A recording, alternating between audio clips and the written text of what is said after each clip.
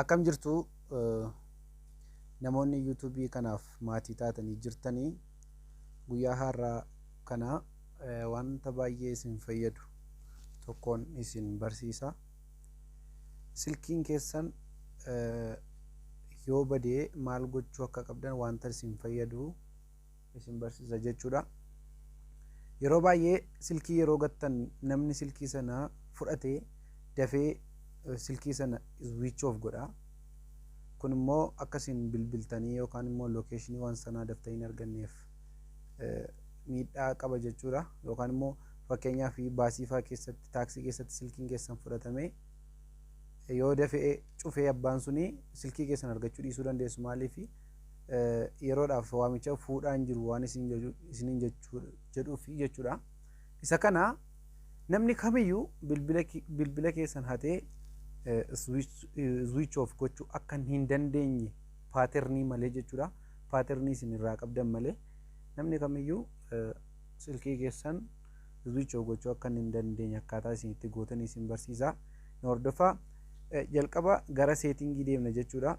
Kan kiyya seetingiin addana iddoo kana jira. Seetingii xuqqunaa jechuudha. Seetingii isa jedhu galla. Seetingii jalaa lock screen isa jedhu kana lock screen kan jedhutu jira. Lock screen kan jedhu kana xunna isaan gadi qabee jiru kana xuqqunaa si'a tokko xuqqunna jechuudha. Erga xunnee booddee haala kanaan nu dhufa.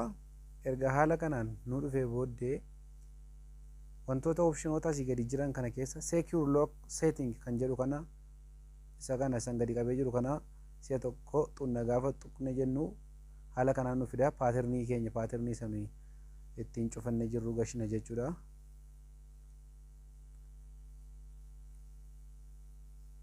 Gaafa kana haala kanaan isin dhufa jechuudha.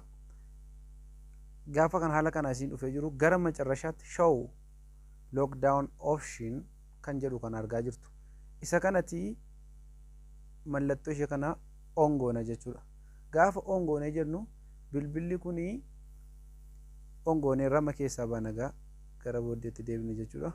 Keessaa baana kun hoomii godha. Bilbila kana akka ittiin iskiriinii isaa cufee cufuu yoo barbaade paaternii na gaafataa jechuudha. Fakkeenyaaf amma paawar ofii kana yoo gadi qabee hin cufamu jechuudha. Maaliif kunoo paaterniin sila gashe malee yoon paaternii galche malee hin cufamu jechuudha. Garuu paaternii banee cufuu nan danda'a. Paaternii erga banee booddee bilbila sana gadi qabee cufuu nan danda'a jechuudha. Kanaaf mallattoo yeroo wanta sana on gootanii mallattoo lockdown mode jettu kun isinii dhufuu ishee dirqama. Fakkeenyaaf fakkeessa off godhee yoon isinitti agarsiise seetingii galtu lock screenii galtu lock screenii jalaa secure lock setting kan jedhu seentu isa booddee paaternii keessan galchitu. Paaternii keessa isa kana amman off godhee haqee switch off godhee isinitti agarsiisa. Hin jiru jechuudha. Amma off godhee waan hin jiruufi kun amma yeroon cufuuf jedhu lockdown kan jettu suni hin jirtu jechuudha. Haqee immoo irratti deebisee yeroon isinitti agarsiisu hin dhufaa jechuudha. Maaliif secure isinii ta'a jechuudha. Moobaayiliin keessa namni kamiyyuu hatee isin jalaa switch off gochuu hin danda'u. Maaliif paaternii malee jechuudha. Paaternii sana malee paaternii moobaayilii keessan irra jiru immoo namni kamiyyuu beekuu hin danda'u. Isin bichaadha kan beeku. Kanaaf mallattoo kana on godhee yeroon deemu keessaa ba'ee haqee switch off gochuuf jedhu amma lockdowniin dhufa jechuudha. Maaliif on gooneera. Kun yeroo hundumaa on ta'ee ta'uu qaba. Maaliif silkiin keessan hatameennaan haala salphaa ta'een taaksii keessatti irratti bilbiltanii harkaa fudhachuu dandeessu nama sana harkaa jechuudha. Galatooma share like godhaa. Baay'een isin jaalladhaa. YouTube addoo tuubii jedhu kana irratti waan an beeku isiniif nan qooda. Akkasumallee qosaa garaagaraa isiniif nan qooda. Kanaafiyyuu share like comment godhaa. Subscribe gochuu immoo hin dagatinaa. Isinan jaalladhaa. Naaf jiraadhaa. Galatooma.